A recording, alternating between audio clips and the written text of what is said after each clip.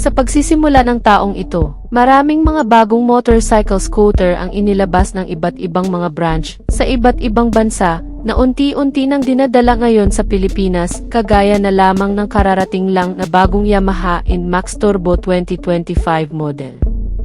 Hindi pa man masyadong nasisilayan ng marami ang bagong modelong ito, ay may mga bagong motorsiklo pang inilabas ngayong taon ng iba't ibang mga brand na mas maganda pa raw sa Yamaha NMAX, at yan ang iisa-isahin natin ngayon. Ang mga motorsiklo na siguradong mapapabilib ka na lang sa ganda ng mga format, mga katangian na dinadala ng mga ito, kasama ang mga kabuang presyo ay aalamin natin.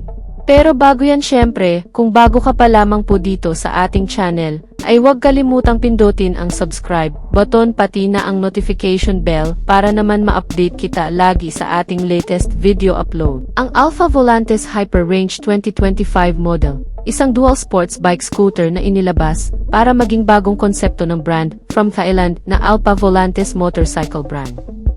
Kung susuriing mabuti, ang motor na ito ay mukhang magbibigay din ng magandang performance sa loob at labas ng kalsada, na lalong mas pinagbuting mga suspensions nito na naka-upside down telescopic fork sa front, at rear suspension na center monoshock absorber na heavy-duty, fully adjustable, at may kasamang malaking cold spring, na kung saan ay nakadisenyo para sa kahit anumang klase ng terrain o anumang mga baku-bakong kalsada, mababato, malulubak, at matutubig, dala ng mas mataas na ground clearance nito na siguradong maaasahan sa mga ganong klase ng kondisyon. Kasamang makakapit na braking system na may dual hydraulic disc brake at additional safety features na anti-lock braking system.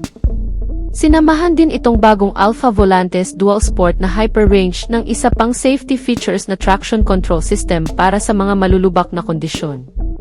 At upang ma-prevent ang pagkaskid o pagkadulas ng likurang bahagi ng gulong nito sa oras na may maidadaan mo ito sa mapuputik, madudulas, matutubig, at malulubak na kalsada. Kaya naman wala ka nang masyadong iisipin pagdating pa lang sa safety features nito. Ang dual sports bike na ito ay nakakuha rin ng mga modernong gamit. Pagdating naman sa mga convenient, kabilang ang TFT display instrument meter panel na magbibigay ng magandang readout sa rider kasama ang adjustable windscreen protector, mga console pocket sa harap na lagayan ng maliliit na gamit, at isang malaking underseat compartment storage para sa malalaking gamit. Sinamahan din nitong motor ng dual-port charging system para sa mga connectivity ng cellphone ng driver at ng passenger, kasama ang maliliwanag na full LED lighting system nito mula sa harap at likuran, kasama ang mga indicator lighting system na magbibigay ng reliable visibility sa madidilim na kondisyon, na sinamahan pa ng built-in hazard lang system para sa visual na visibility sa oras na ikaw ay biglang hihinto sa gitna ng kalsada o magpapatakbo ng mabilis. Wala pang disclosure ang brand na Alpha Volantes Hyper Range New Dual Sports Bike Scooter na inilabas nito ngayong taon, pero siguradong magkakaroon daw ito ng 180cc engine specs na may kasamang 4 valves, single cylinder, 4-stroke, at single overhead cam, at mas malakas na performance sa aktwal. Ganun pa man ay may overall looking pa rin itong motor na katulad ng mga dual sports motorcycle scooter sa Pilipinas, na siguradong magiging katapat nito gaya na lamang ng Honda ADV at iba pang mga dual sports bike scooter na bago lang din sa bansa.